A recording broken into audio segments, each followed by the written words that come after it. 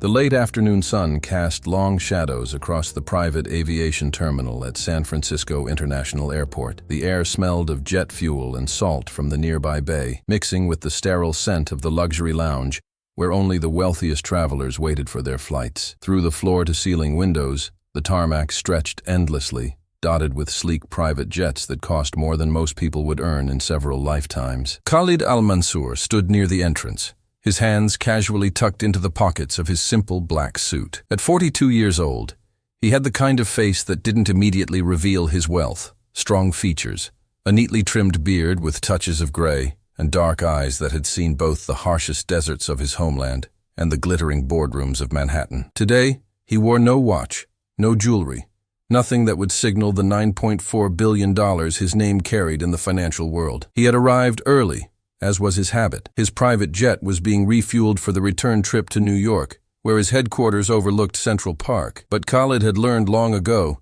that the most interesting moments in life happened when you stepped outside the bubble of wealth and simply observed. So he stood there, watching, listening, being invisible in plain sight. Before we continue with this incredible story, tell us in the comments, where are you watching from? We love connecting with viewers from all around the world. And if you enjoy stories like this one, don't forget to subscribe to the channel and hit the notification bell so you never miss our next tale. Trust us, you won't want to miss what happens next. The automatic doors slid open, and a woman rushed through them, her heels clicking urgently against the polished marble floor. She was in her mid-30s, blonde hair pulled back in a tight ponytail, wearing a navy blue business suit that screamed corporate efficiency. Her phone was pressed against her ear, and her face was flushed with barely controlled panic. "I don't care what time it is in London, Marcus," she snapped into the phone, her accent unmistakably New York. "The shareholders need those reports before the board meeting tomorrow morning. If we don't have them, we lose the vote.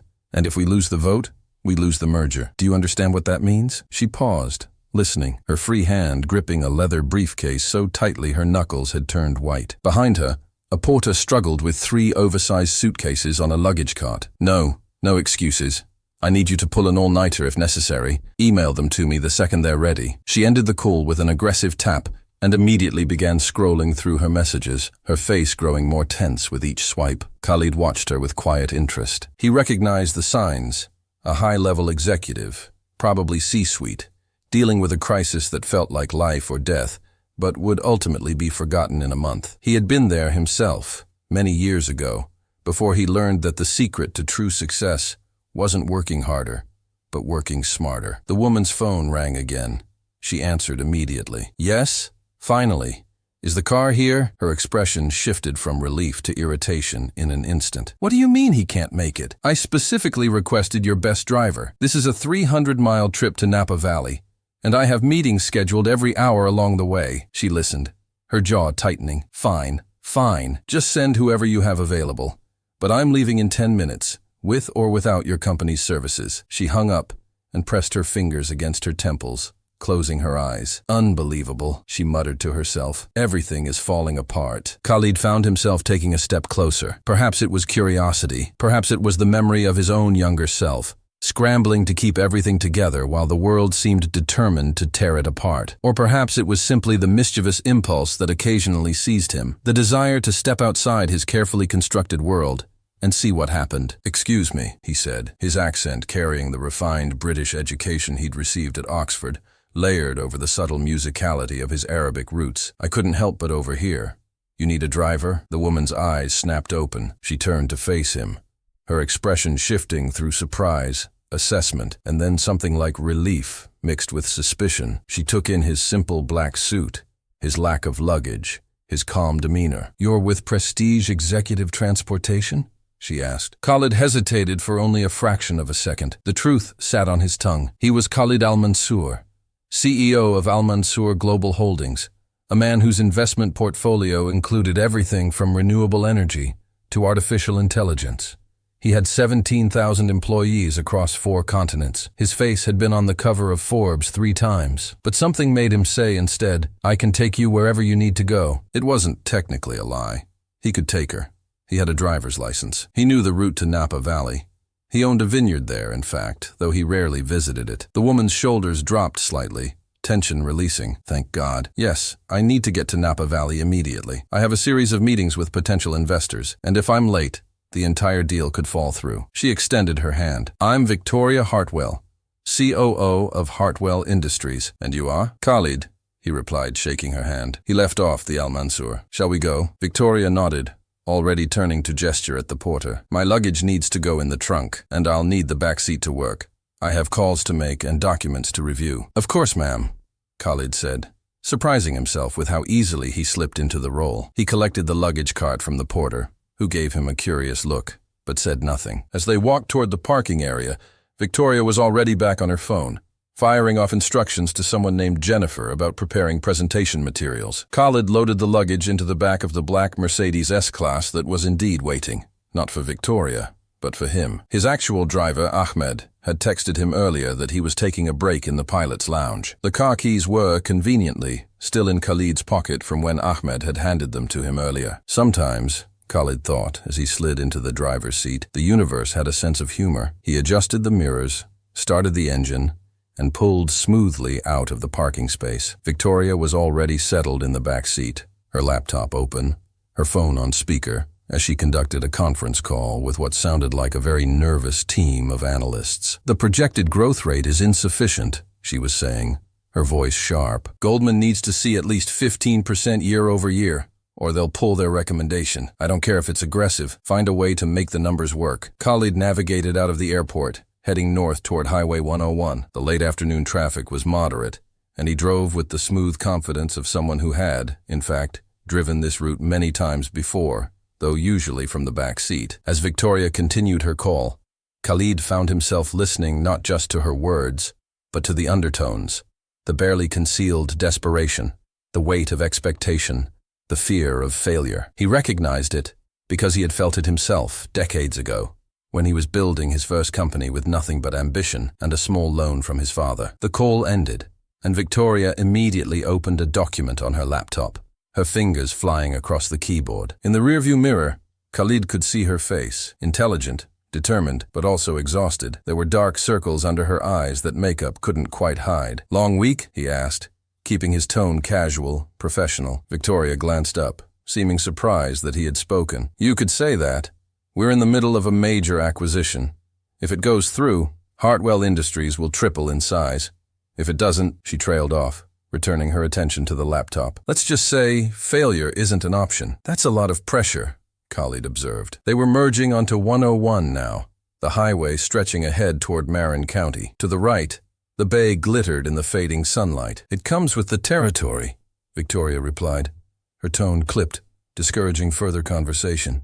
They drove in silence for several miles. Victoria made another call, this one to someone named Robert, and Khalid gathered that Robert was the CEO, possibly her father, based on the way she spoke to him with a mixture of deference and frustration. Dad, I'm handling it, she said. Yes, I know how important this is. Yes, I know what's at stake. I'll close the deal. I always do. She listened, her expression tightening. I don't need a pep talk. I need you to trust me to do my job. She hung up without saying goodbye. In the mirror, Khalid saw her close her eyes and take a slow breath. When she opened them, they glistened slightly, but she blinked rapidly, and the moment passed. She returned to her laptop. Traffic slowed as they approached San Rafael. Khalid merged smoothly, maintaining a comfortable distance from the other vehicles. He had forgotten what it was like to drive himself. There was something meditative about it, the focus required, the awareness of the road and the car and the subtle inputs that kept everything flowing smoothly. You're a good driver, Victoria said suddenly. Better than most I've had from the service. Thank you, Khalid replied. I enjoy it. How long have you been doing this? Driving, I mean. Khalid considered the question. Most of my life, in one way or another. Victoria made a sound that might have been a laugh. That's cryptic. You one of those philosophical driver types? Because I'm really not in the mood for life lessons. No life lessons, Khalid assured her.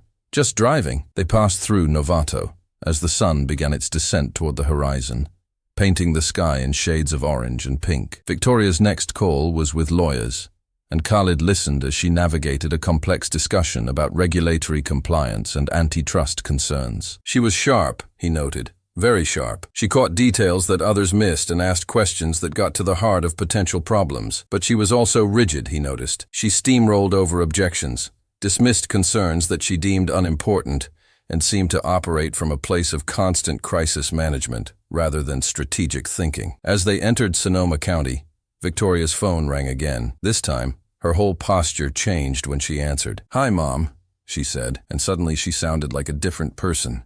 Younger, less certain. "No, I can't come to dinner Sunday. I'll still be in Napa." She listened, her free hand rubbing her forehead. "I know I said that last time. I know. I'm sorry. It's a critical moment." Another pause. "I'm not choosing work over family. That's not fair." Her voice cracked slightly. "I have to go. I'll call you later." She ended the call and stared out the window for a long moment. In the mirror, Khalid saw her wipe quickly at her eyes. "I apologize," he said quietly. "I don't mean to intrude, but are you all right?" "I'm fine," Victoria said automatically. Then, after a moment, "Do you have family?" "I do," Khalid replied. "A daughter. She's 19, studying architecture at Columbia. Do you see her often?" "Not as often as I'd like," Khalid admitted. "She's busy with her studies. And he paused. "I'm often busy with work." "Does she understand that you're busy?" Khalid thought about Layla, his daughter, who had his eyes and her mother's brilliant mind. He thought about the last time they had spoken, 3 days ago, when she had mentioned casually that she was designing a community center for her thesis project and would love his opinion, but she knew he probably didn't have time. "I think she understands," he said slowly, "but understanding and being happy about it are different things." Victoria was quiet for a moment. "My mother thinks I'm throwing my life away. She says I'm becoming like my father, too obsessed with business to remember what matters. What do you think?" "I think she doesn't understand what it takes to succeed at this level. I think she doesn't see that I'm building something important, something that will last." "And what happens when it's built?" Khalid asked. "When the acquisition is complete and the company has tripled in size? Will you stop then?" Victoria laughed, but it was bitter. "There's always another deal, another crisis, another mountain to climb." They were in wine country now, the landscape rolling and golden in the evening light. Vineyards stretched in neat rows on either side of the highway, heavy with grapes, waiting for harvest. Khalid exited onto a smaller road, heading deeper into the valley. "Do you mind if I ask you something?" Victoria said. "Go ahead. Why are you a driver? You speak like you're educated. You obviously know this area. You could probably do something more ambitious." Khalid smiled. "What makes you think driving isn't ambitious?" "You know what I mean. Something with more status. More money." "I do all right," Khalid said mildly, "and I find that driving gives me time to think, time to observe people. You'd be surprised how much you can learn about someone from spending a few hours with them in a car." "And what have you learned about me?" Victoria challenged. Khalid considered his response carefully. "I've learned that you're brilliant and driven, that you care deeply about succeeding, about proving yourself, that you carry a lot of weight on your shoulders, maybe more than you need to. That's the job," Victoria said defensively. "Is it? Or is that the story you tell yourself?" Victoria's eyes narrowed. "I thought you said no life lessons, just an observation," Khalid replied. "You asked." They drove in silence for several minutes. The sun was nearly gone now, leaving behind a deep purple twilight. Lights began to appear in the distance, the small towns and estates that dotted the valley. Victoria's phone rang again, but this time she looked at it and sent the call to voicemail. Then she did the same with the next call. And the next. "Tell me something," she said finally. "Do you ever regret your choices?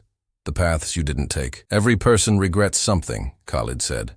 "The question is whether those regrets consume you or teach you. And yours? Do they teach you?" Khalid thought about the years he had spent building his empire, the sacrifices he had made, the relationships that had fallen away because he was always too busy, always focused on the next deal. He thought about his ex-wife, who had loved him but couldn't compete with his ambition. He thought about the birthdays he had missed, the school plays he had attended via video call, the slow realization that success could be achieved and still feel hollow. "They're teaching me," he said, slowly. Victoria leaned back in her seat, her laptop finally closed. "I have 8 meetings scheduled for tomorrow. 8 different investors, all of whom need to be convinced that Hartwell Industries is worth their money. I've prepared for weeks. I know every number, every projection, every potential objection. But right now, sitting in this car, I can't remember why any of it matters." "Then why do you do it?" "Because if I don't, who will? Because my father built this company from nothing, and I'm supposed to take it further. Because I've spent my entire adult life working toward this moment.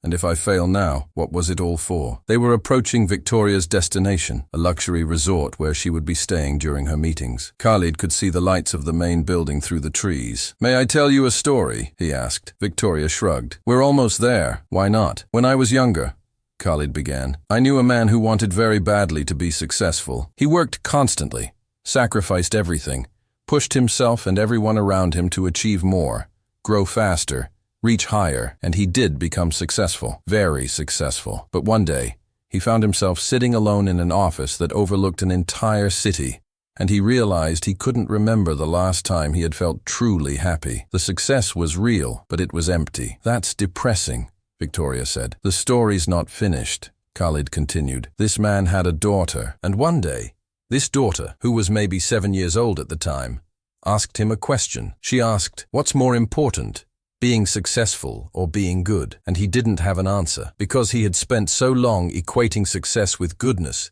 achievement with worth, that he had forgotten there might be a difference. And what did he tell her? He told her he would think about it, and he did. For years he thought about it, and eventually he realized something. Success without purpose is just noise. Achievement without connection is just numbers on a page. He had built an empire, but he had forgotten to build a life. Victoria was quiet, looking at him with an expression he couldn't quite read. "And did he fix it? This man in your story? He's working on it," Khalid said. "It's harder than building a company, as it turns out, but he's trying." They pulled up to the resort entrance. A valet approached, ready to help with the luggage, but Victoria didn't immediately get out. She sat in the back seat, her laptop on her knees, looking at Khalid in the mirror. "You're not really just a driver, are you?" she asked. Khalid smiled. "I drove you here safely, didn't I? What else matters?" Victoria opened her door, then paused. "Thank you," she said, "for the ride and the story, even if it was depressing. It doesn't have to be," Khalid replied. "That's the point." She climbed out, and the valet began unloading her luggage. But Victoria stood by the car window, looking at Khalid with a strange expression. "What's your last name?" she asked suddenly. "You said your name was Khalid, but you never said your last name." Khalid considered lying, or deflecting, or simply driving away. But something in her face, the exhaustion, the vulnerability, the genuine curiosity, made him decide on the truth. "Al-Mansour," he said. "Khalid Al-Mansour." Victoria's eyes widened. The color drained from her face. "Wait, you're not, you can't be. Khalid Al-Mansour, the billionaire? The CEO of Al-Mansour Global Holdings?" Khalid nodded. "Oh my God," Victoria said, taking a step back. "Oh my God, you've been driving me around for 3 hours. I thought you were, I talked about, oh my God." Her hand went to her mouth. "This is mortifying. Why didn't you say anything? You seemed like you needed a driver," Khalid said simply. "And I had time, but I talked about my problems. I took business calls. I probably sounded completely incompetent." "You sounded human," Khalid corrected. "And for what it's worth, your instincts about the acquisition are mostly sound. Though if you want my advice, you're focusing too much on growth metrics and not enough on cultural integration. That's where most mergers fail." Victoria stared at him, her mouth slightly open. "I can't believe this is happening. Do you have any idea how many times I've tried to get a meeting with you? My father has been trying for 2 years to get you on the phone." "I know," Khalid said. "I've seen the requests. And you never responded. But you'll drive me around and give me free advice?" "Sometimes the most important conversations happen when neither person is trying to have an important conversation," Khalid said. "Besides, I was curious." Curious about what?" "About whether Victoria Hartwell, COO of Hartwell Industries, was someone worth knowing, someone who could see past the metrics and numbers to what actually matters." "And?" Victoria asked, her voice uncertain. "What did you decide?" Khalid smiled. "I decided that you remind me of someone I used to know, someone who was very talented, but needed to learn that success is a terrible master, but an excellent servant." Victoria laughed, a real laugh this time. Shocked and slightly hysterical. "This is insane. This entire thing is insane." She ran her hand through her hair. "I have 8 meetings tomorrow. 8 potential investors who I need to impress. And I just spent 3 hours complaining to one of the most influential investors in the country while thinking he was my driver. Actually," Khalid said, pulling a business card from his jacket pocket and handing it to her, "you might want to cancel one of those meetings." Victoria took the card, looking at it in confusion. Then her eyes widened again. This is your direct line. Your personal number. Call me tomorrow morning at 9, Khalid said. "Let's have breakfast. Just you and me. No analysts, no lawyers, no PowerPoint presentations. Just a conversation about what you're building and why it matters." Are you saying you want to invest in Hartwell Industries? "I'm saying I want to have a conversation. What happens after that depends on whether you can convince me that you're building something worth investing in. Not just financially, but personally. Can you tell me why this company matters beyond the numbers? Can you articulate a vision that goes deeper than market share and growth projections?" Victoria clutched the business card like it was a winning lottery ticket. Yes, I can. I absolutely can." "Good," Khalid said. Then I'll see you at 9. There's an excellent coffee shop about 2 miles from here. Roasted Vine. They have a private patio in the back. I'll arrange for us to use it. I'll be there, Victoria said. She started to walk away, then turned back. Mr. Al-Mansour? Khalid? Why are you doing this? Khalid thought about his daughter, about the community center she was designing, about the conversation he had been too busy to have. He thought about all the years he had spent building wealth while forgetting to build meaning. Because someone once told me that being good is more important than being successful, he said. And I'm trying to figure out if it's possible to be both. I think maybe you're asking yourself the same question. Victoria nodded slowly. I am. I really am. Then let's figure it out together, Khalid said. See you tomorrow. He drove away from the resort, leaving Victoria standing in the driveway, staring after him. In his rearview mirror, he saw her look down at the business card in her hand, then up at the stars beginning to appear in the darkening sky. Khalid's phone buzzed. It was Ahmed, his actual driver, wondering where he was. Khalid texted back that he had borrowed the car and would return it shortly. Then he called his daughter. Dad? Layla answered, surprise in her voice. Is everything okay? Everything's fine, Khalid said, and realized as he said it that it was true. I just wanted to ask you something. That community center you're designing, do you have time this week to show it to me? I'd like to see it, really see it, not just look at pictures on my phone while I'm distracted by emails. There was a pause. Really? You have time? I'm making time, Khalid said. If you're free. I'm free, Layla said, her voice brightening. Dad, I'm totally free. I'd love to show you. Good, Khalid said. It's a date. And Layla, I'm proud of you. I don't say that enough, but I am. Thanks, Dad, she said softly. That means a lot. They talked for a few more minutes, Layla excitedly describing some of the features of her design, Khalid listening and actually hearing her, not just waiting for the conversation to end so he could return to work. When they hung up, Khalid continued driving. Not back to the airport, but deeper into the valley, toward his vineyard. He hadn't visited in almost a year, too busy with acquisitions and board meetings and the endless machinery of wealth creation. The night was beautiful, the air cool and scented with grapes and earth. Khalid pulled up to the vineyard house, a small stone cottage that overlooked acres of vines. He got out of the car and stood there, looking at the stars, listening to the silence. His phone buzzed with notifications. Emails, messages, alerts about markets and deals, and 1,000 things that demanded his attention. He silenced it and slipped it back into his pocket. Tomorrow, he would meet with Victoria Hartwell. They would talk about her company, about vision and purpose and the difference between building wealth and building something that mattered. Maybe he would invest, maybe he wouldn't, but that wasn't the point. The point was that for 3 hours, he had pretended to be a driver, and in doing so, he had remembered something important, that the richest conversations, the most valuable insights, often came not from boardrooms and conferences, but from the simple act of paying attention to another human being. He had played along with Victoria's assumption because it freed both of them, her to be vulnerable, him to be simply present, and in that freedom, something real had happened. A connection had been made, a perspective had shifted. Khalid walked into the vineyard between the rows of vines, feeling the earth beneath his feet. He thought about the man he had been, the one who measured everything in profits and losses, who saw every person as a potential business connection, every conversation as a potential opportunity. He thought about the man he was becoming, the one who understood that the real wealth wasn't in the bank accounts or the investment portfolios, but in moments like this, a daughter excited to share her work, a stranger reminded of her humanity, a night under the stars, with nothing to prove to anyone. In the distance, he could see the lights of the resort, where Victoria was probably rehearsing her presentation, refining her pitch, preparing to impress the investors she would meet tomorrow. He hoped their conversation in the morning would help her see what he had taken so long to learn, that success without purpose was just noise, that achievement without connection was just numbers on a page. But even if it didn't, even if she went on to build her empire and sacrifice everything for it, as he had done, at least tonight, for a few hours, she had been reminded that there was another way, that it was possible to be driven and ambitious and also human, that the two weren't mutually exclusive. Khalid's phone buzzed again. This time, he took it out and looked. It was an email from his board chairman, marked urgent, about a deal in Singapore that needed his attention. He started to open it, then stopped. It could wait. Whatever it was, it could wait until morning. Because tonight, standing in a vineyard under a sky full of stars, Khalid Al-Mansour, billionaire, CEO, master of a global empire, was learning the hardest and most important lesson of all, that sometimes the most powerful thing you could do was simply show up, pay attention, be present, and that was worth more than all the money in the world.